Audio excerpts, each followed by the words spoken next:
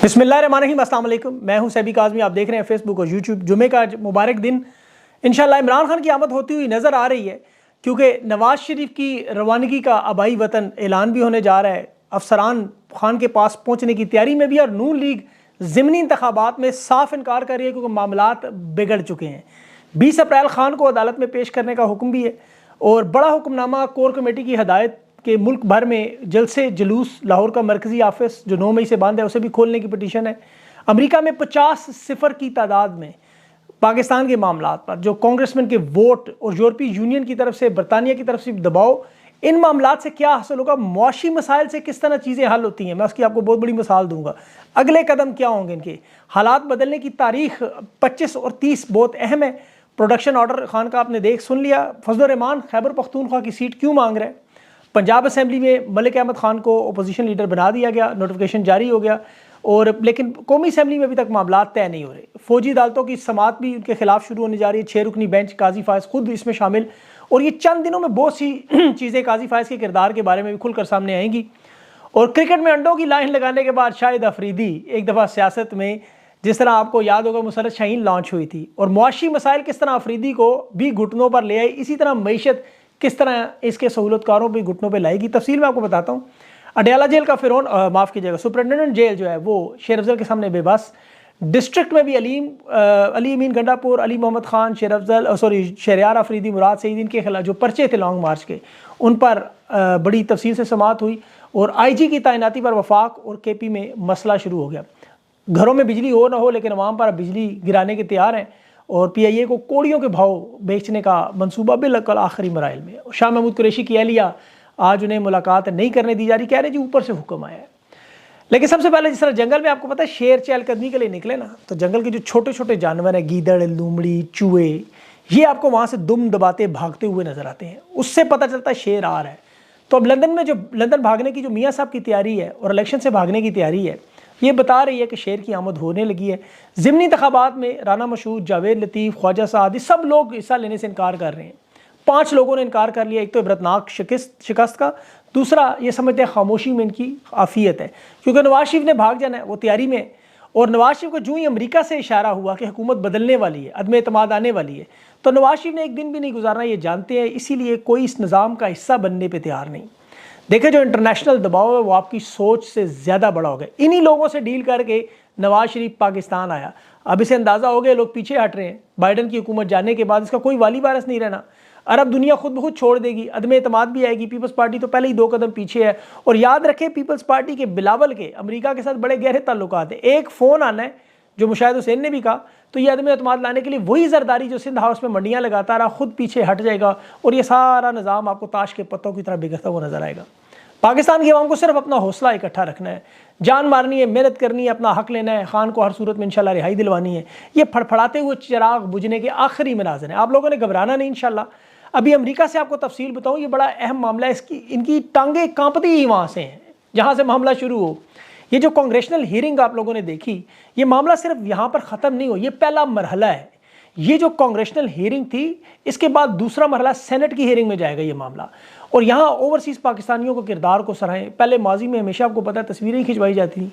आप अमेरिका में 5 बड़ी कौमियत उठा के देखें, पाकिस्तानी उन 5 बड़ी नेशनैलिटीज़ में, कौमियत में शुमार है, जो इंतहाई काबिल, पढ़े लिखे, ज़हीन, मेहनती और सिस्टम को जानने वाले लोग हैं। और सबसे बढ़कर ये खान के दीवाने भी हैं। ये जानते हैं खान पाकिस्तान के लिए लड़ रहा है। इसकी मैं आपको एक छोटी सी मिसाल दूँ। इनमें एक डॉक्टर साहब से मेरी बात हो रही थी, वो इस पूरे मामले, तो उन्होंने मुझे बताया कि वो एक एक दिन में 4-4 सर्जरियाँ करते रहे। मतलब जुमे वाले दिन वो, या हफ्ते वाले दिन सर्जरी करते हैं, फ़र्ज़ करें। तो वो कहते हैं मैं फ़ारिग हुआ, अब मुझे पता चला एक सर्जरी के ये 4-4, 5-5 लाख डॉलर भी लेते हैं। अपने काम का छोड़ के इन मामलात में, इन सेनेटर्स के साथ, इन कांग्रेसमैन के साथ एडवोकेसी करना, या उर्दू में लॉबिंग करना। यही लॉबिंग आर्मीनिया के लोगों ने की। आज़रबाईजान का जब तनाज़ा था, जंग न सिर्फ रुकवाई बल्कि तुर्की पर पाबंदियाँ भी लगवाई। बांग्लादेश में जो मामला हुआ, वहाँ बंगालियों ने नहीं की, इसके बावजूद इसराइल के लोग देखें जो लॉबिंग कर रहे हैं, जिसकी वजह से आज तक जो कुछ हो रहा है वो क्यों नहीं रुक पाया। अमेरिका जंग बंदी के मामले पर लेकिन मजबूर हुआ अपनी आवाम के दबाव में। और पाकिस्तान के मामले में याद रखें, डोनाल्ड ट्रंप की पार्टी प्रो पाकिस्तानी है, पाकिस्तान के हमायती हैं। तो हर मुल्क के लिए इनकी एक पॉलिसी होती है। अमेरिका के जो रिपब्लिकन्स हैं वो पाकिस्तान के हक में पॉलिसियाँ देते हैं। अब जो 75 साल की अब पाकिस्तान की तारीख देखें उठा के, तो इस तरह का मामला जो अमेरिका में कभी भी नहीं हुआ। अमेरिकी सफ़ीर को कहा जाए कि जाके खान की जान के हवाले से तशवीशों से आगाह करें, और ये जो स्लो पॉइजनिंग की बातें थी, अब ये सारे लोगों के हाथ कांपेंगे ये करते हुए, सोचेंगे। और फिर ये पाबंदियाँ लगाना, मुआशी पाबंदियाँ, वीज़े बैन करना, जैसे बांग्लादेश, वेनेजुएला, रूस के मामलात में ये कमर तोड़ देते हैं मईशत का। मैं आपको अभी अफरीदी के वाक़े से बताता हूँ, आपको अंदाज़ा हो जाएगा। देखें जिस तरह फ़लस्तीन के मामलात इस लेवल पर हुए, जो इसराइल करना चाहता था वो नहीं कर पाया, उसकी वजह आज अमेरिकी सारा वोट जो है अफ्रीकी अमेरिकियों का, ये जितने भी लोग प्रेस लोग हैं दबे हुए हैं, ये डोनाल्ड ट्रंप को इसीलिए मिल रहा है, ये अवाम का दबाव है। तो खान के मामले में भी दो चीज़ें बड़ी अहम है जो हल कर सकती हैं इस मामले को, एक अवाम जो सड़कों पर एहतजाज, और दूसरा मामला जहाँ से ख़राब हुआ वहीं से ठीक हो। अमेरिका में जो बाइडन की हुकूमत है, ये सारा मामला जो कागजी कार्रवाई नहीं है बल्कि अमली तौर पर नज़र आ रहा है। इन लोगों को मैनिपुलेट किया जाता था, उनको बताते नहीं थे। पहले लोग एक जलसा करके प्रेस रिलीज करके घर चले जाते थे, उनके पास जो खबरें आती थी वहाँ के नुमाइंदों को वो समझते थे ये तो मामला ठीक है। आज जो 50-0 फॉरेन अफेयर की कमेटी ने मंजूर की जिस करारदार HS 901 को, उसमें आप देखें 102 लोग टोटल शामिल हैं, सदर को सेनेट तक जो मामला बनाया गया। इन लोगों को पहली दफ़ा पता चला कि हुकूमत पाकिस्तान में ये होता रहा वहाँ। अब ये जो डिप्लोमेटिक प्रेशर इंतखाबी धांधियों के मामले पर, आज़ादी इज़हार राय पर, जमहूरियत पर, ये जो लोगों को पकड़ धकड़ पर, ये सारा जो मामला ख़वातीन पर, ये इसीलिए अब उन लोगों को नज़र आया, बाकायदा प्रेजेंटेशन दे के लोगों ने वहाँ जान मार मार के दिया।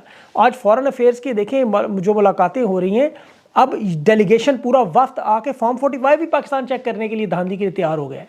तो ये इतना मामला अहम है कि जैसे एक आसान मिसाल, स्कूल में आप देखें बच्चे दिन रात मेहनत करते हैं, पढ़ते हैं, सवालात के तमाम जवाब दें, पहली पोजीशन ले लें।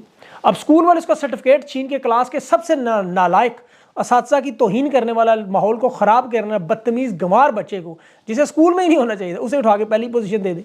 तो अब ज़रा सोचे जो पढ़ने वाले बच्चे हैं, उनके जो साथी हैं जो देखते रहे किस तरह वो मेहनत करके यहाँ तक पहुँचे, वो फिर क्या करेंगे। अमेरिका में बिल्कुल वही हो रहा है। ये जो चोरी बल्कि डाका मारा गया, धांधली तो होती रहती थी, लेकिन जो डाका मारा गया, अभी देखें इसमें वीडियो में यहाँ तक वो कांग्रेस में जो डोनाल्ड ट्रंप की हमायती जमात है टेनेसी के, वो साबिक मेयर जो असेंबली में भी है, फॉरेन कमेटी का बड़ा अहम मेंबर भी है, टिम बर्चर्ड, वो कह रहा है लोगों, वो खुद उसकी वीडियो किसी ने नहीं बनाई, वो खुद अपने मोबाइल से बना के कह रहा है कि वो कह रहा है मुआशी पाबंदियाँ लगाएंगे। उसने यहाँ तक कहा हम फौज तो नहीं भेज रहे, मतलब यहाँ तक उनकी सोच थी, लेकिन हम एक ऐसा लेटर लिखने जा रहे हैं जो फॉरेन अफेयर्स की कमेटी की तरफ से होगा, वो इन तमाम मुआशी मसाइल को बढ़ाएगा। अब मुआशी मसाइल आपको पता है बढ़ेंगे तो फिर क्या होगा, सारा मामला ही IMF के डॉलरों का है।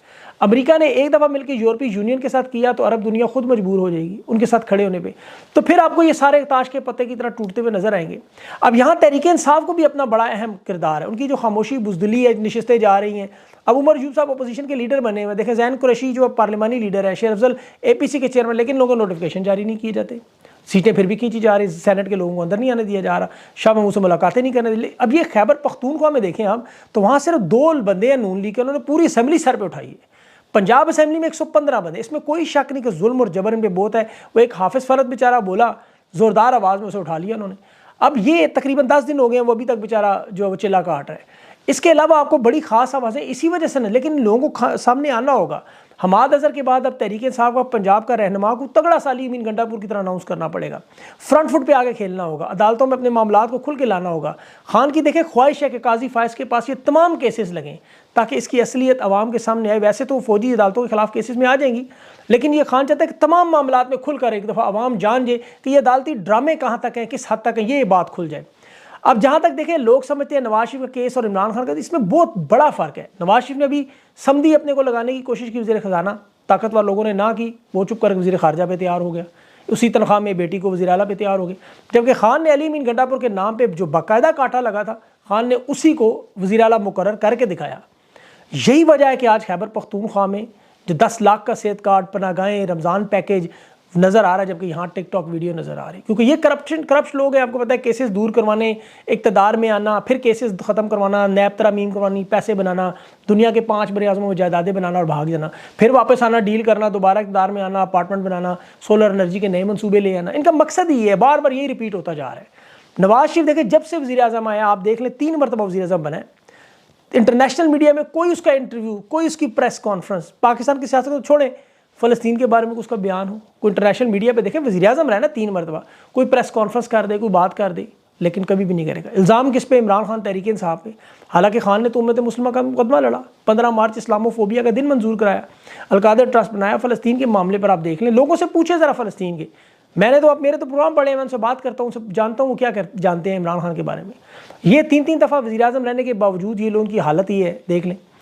अब तहरीक इंसाफ के लोग देखें मुज़ाहमती सियासत के एक्सपर्ट है, धरने जुलूस ये सारी चीज़ें वो जानते हैं, इनका बड़ा अहम किरदार होगा।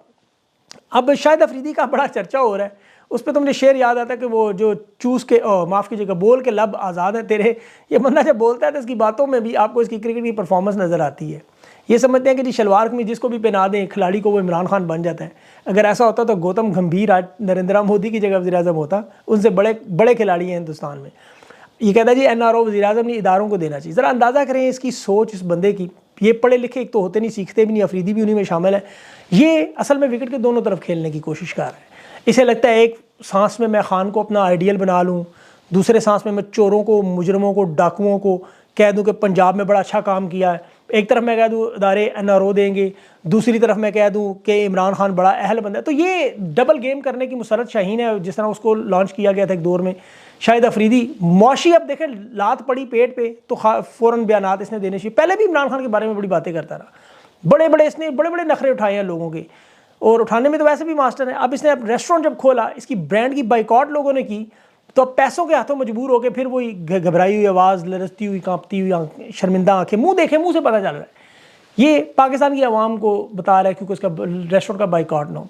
मुआशी मिसाल सबसे अहम है। अगर ये एक रेस्टोरेंट की वजह से बैठ गया ऐसे, तो जिनके दलिए से सीमेंट तक और सीमेंट से लेकर बैंकों तक और प्रॉपर्टी कारोबार है, इनका बाइकआउट करें, ओवरसीज़ पाकिस्तानी फॉरेन रेमिटेंस बंद करें। और जिस तरह अभी अमेरिका जो मुआशी पाबंदियों की बात कर रहा है, आप यकीन करें हफ्तों के अंदर ये घुटनों पे आ जाएंगे। और होता भी है, पेट पे लात लगे तो सबसे पहले बंदा घुटनों पे गिरता है। तो इसलिए ये बड़ा मामला है। और अवाम भी देखिए इसी तरह ही होगा। ये भी जिस तरह अवाम के पेट पे लात मारने जा रहे हैं, जो भी आपको बिजली के बिलों में आपको नज़र आने लगे, 1 जुलाई से जो तबाही और बर्बादी मचेगी वो आप सोच नहीं सकते। उसके बाद अवाम मजबूर हो के खुद मुआशी हालात के हाथों ये बाहर निकल आएगी। और जब अवाम खुद निकल आए और लीडर सामने ना हो, तो फिर अल्लाह माफ़ करे, अल्लाह ताला महफूज रखे। अब इस वक्त मामलात जो हैं 25 अप्रैल बड़ी ज़रूरी है, क्योंकि अभी देखें जो राना सनाउल्लाह ने बयान दिया ना, ये इनकी अक्कासी है। इसी शख्स ने कहा था कि जमहूरी हो गैर जमहूरी हो, या अब इमरान खान है यहाँ में, उसके बाद आप देख लें जो तसलसल हुआ। अब यही शख्स कह रहा है कि 5 महीने बाद ये होंगे, यहाँ होंगे। तो इसे तो पता है इंशाल्लाह खान तो होगा, अल्लाह ने इसको रखा है और वो इंशाल्लाह रहेगा। अब ये लोग नहीं होंगे, और ये लोग कहाँ होंगे? लंदन होंगे, आपको पता है अमेरिका होंगे, या दुबई होंगे, या सऊदी अरब होंगे। इनके तो बहुत सारी जगह हैं जाने की। अब इन लोगों को पता है ये जो ज़िमनी इंतखाबात में हिस्सा नहीं ले रहे ना, इसी वजह से कि अगर इस दफ़ा भी अगर जलालत आई और जीत के भी गए, नवाज शरीफ बाकायदा तौर पर सियासत से बिल्कुल यकीन करें डिसहार्ट हो गए। और उसकी वजह यह है कि उसका कोई हाथ नहीं चल रहा, कि उस गरीब को वो वज़ीर-ए-आज़म बुलाने लाए, यहाँ पे उसको आटे का थैला और पकड़ा के उन्होंने वो कौंसलरों की मीटिंग में बिठा दिया। तो वो ज़ाहिर है वो मेंटली फ्रस्ट्रेटेड है बहुत ज़्यादा।